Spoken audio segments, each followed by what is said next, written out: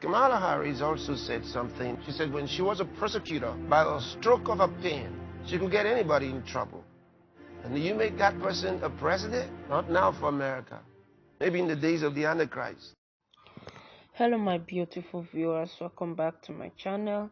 Agape TV, still your favorite TV. We're glad to have you here.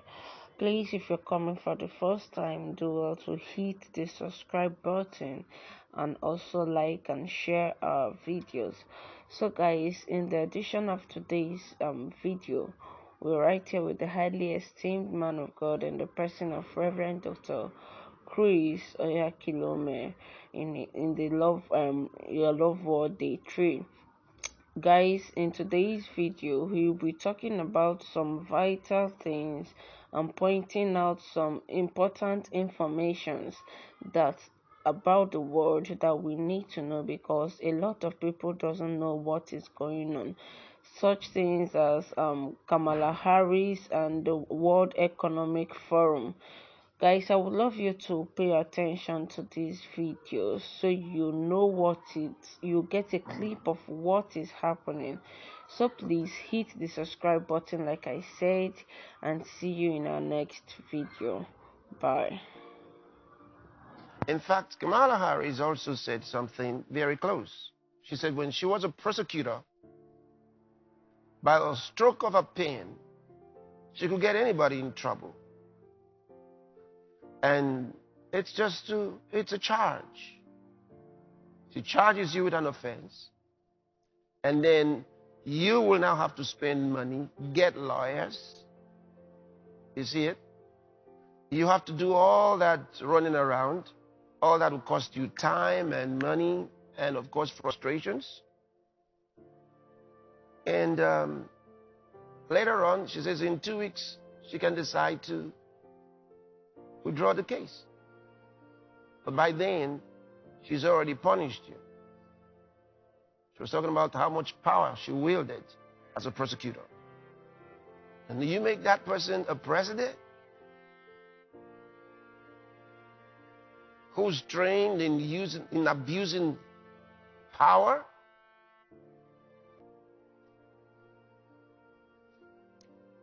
Maybe not now. See that? Not now for America. Maybe in the days of the Antichrist, they'll probably have such precedent to support the Antichrist. Terrible. Mexico, a neighboring country to the United States, banned corn from the United States.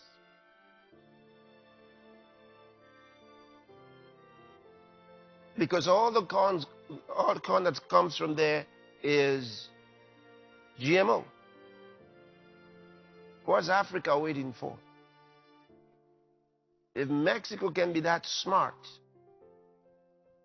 to ban corn that's coming from there, African countries ought to ban corn that's coming from every country outside your borders. You are surrounded enough with water. Ban the corn that comes from overseas.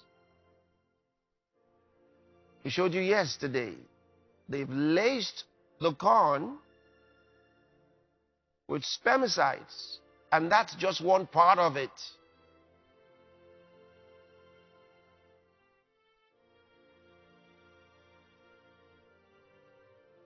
And I pray that our politicians, our political leaders will take these things seriously.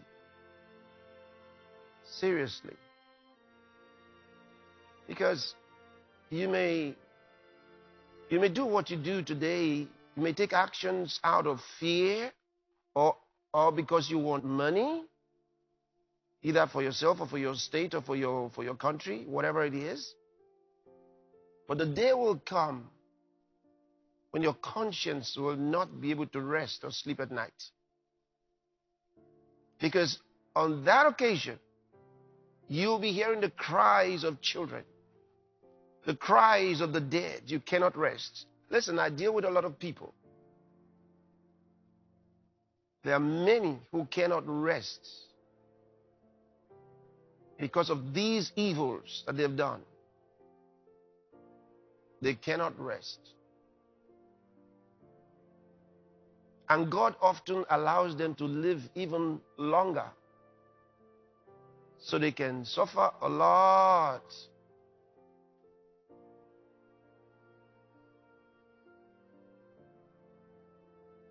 No health.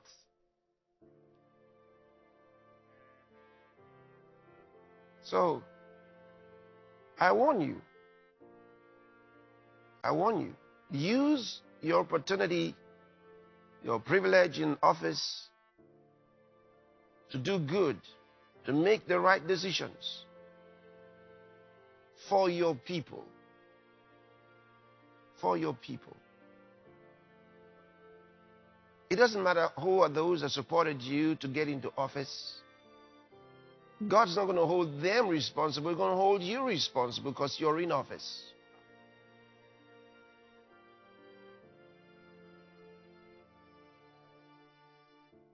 So give attention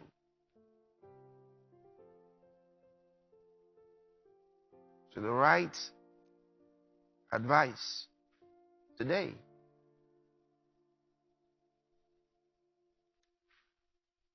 Now, that will lead us into a couple more things.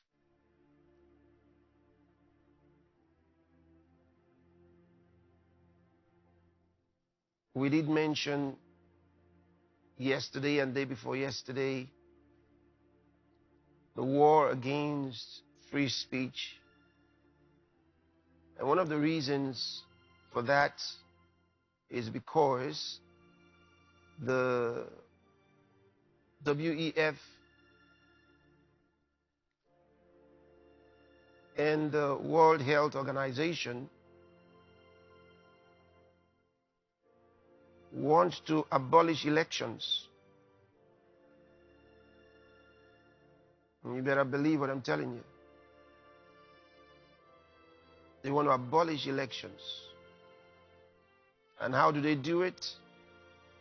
Gradualism. Only that they don't like the process being too slow. For example, the advice that they're giving to some countries to form what they call unity governments, which is the paralysis of opposition parties.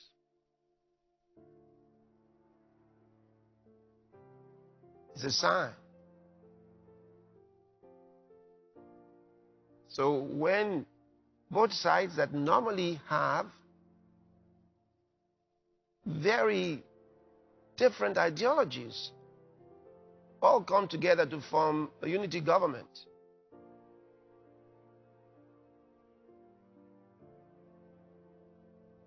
looks nice to a lot of people.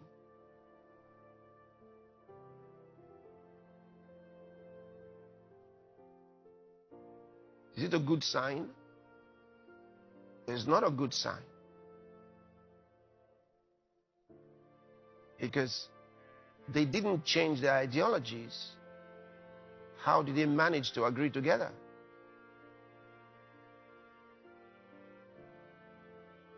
Yeah, because there's a push. There's a push to unite them. And when they unite them, there's no more opposition. And if there's no opposition, and then the public not allowed to oppose anything, since you have no more rights to free speech, then those who really want to usurp authority and replace this government of national unity will move in and take over.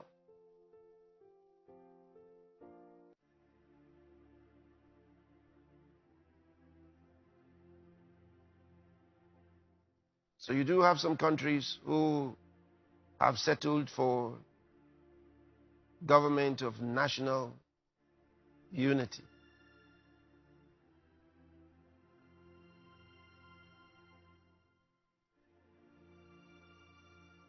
Interesting. Sounds nice. But it's a bad idea as long as their ideas are not the same.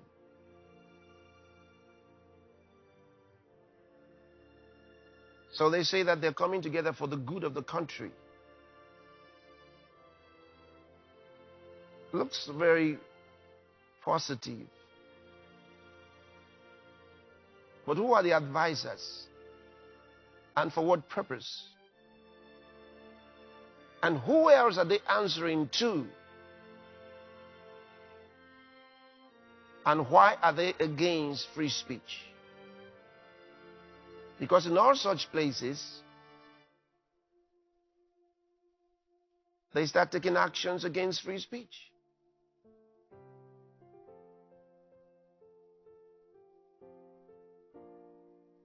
Then they start settling for ESG. And whenever you have that ESG,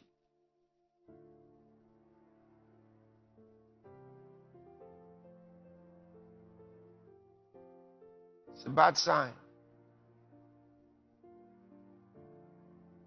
Those are World Economic Forum's recommendations to nations.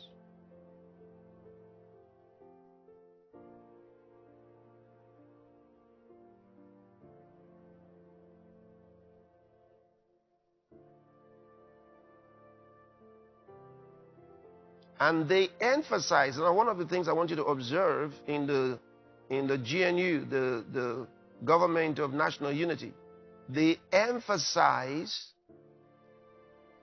getting advice from experts and the most intelligent and gifted people in their country. What does that mean? Who measures this level of intelligence and gifting? What they're suggesting to you is technocracy. That's what they're suggesting to you. And that is the vision of the World Economic Forum and the sister organization,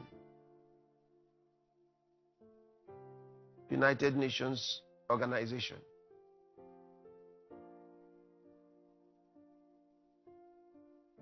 So what they want to bring in, is technocracy.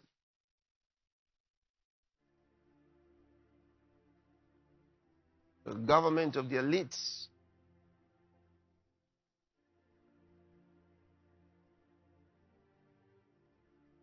That would have been nice if these were not kleptocrats, which most are.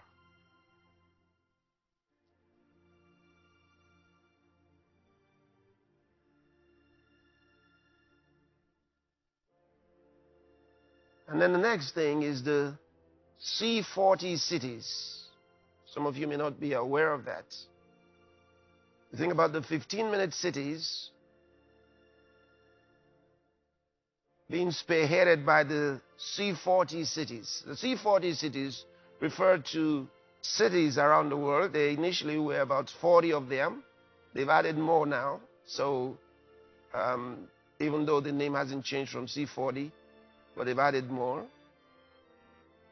So which city in your country belongs to the club of the C40 cities?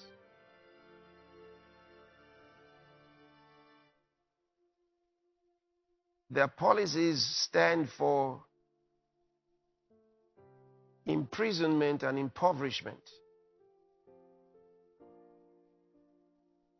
Ever heard the slogan?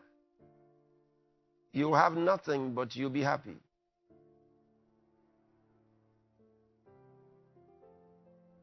That's the push towards an antichrist society as described in the Bible.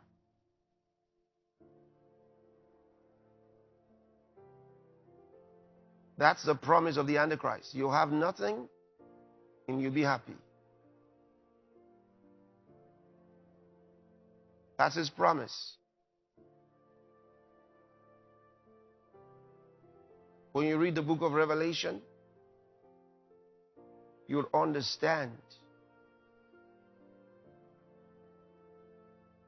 And that's why God's people have to remember the words of Jesus when he said, watch and pray. You have to be watchful. And tonight I'm going to share with you on prayer with respect to these situations. Because there are many who are government bureaucrats who have who are committing what we call a conspiracy of silence.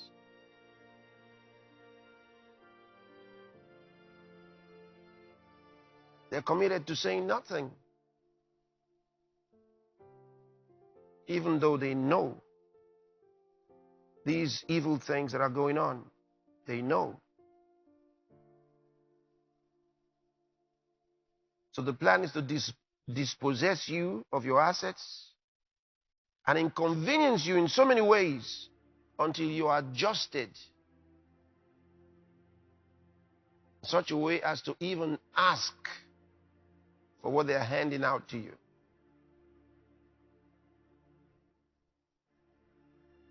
There's so much inconvenience in many cities to drive your car today that it seems easier to go without your car. What are they doing? They are prepping you, programming you to do without your car. They're programming you.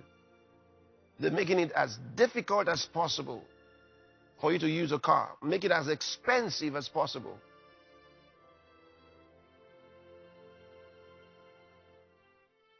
But the car is just one of them. There are other things. There are other things. So they make life so difficult for you until you give up and accept the kind of life they want you to live as slaves under them. Because they will run the government that they are planning to install. They will run that government. And since they will abolish elections, you can't remove them. So they become permanent. So they're creating a monarchy of some sort without saying it's a monarchy.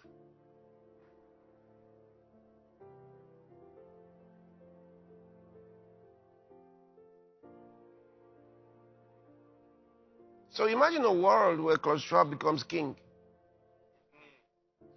and Guterres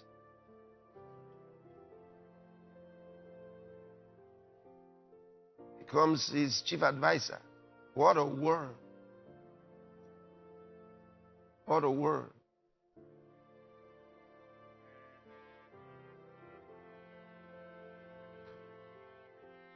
What a world.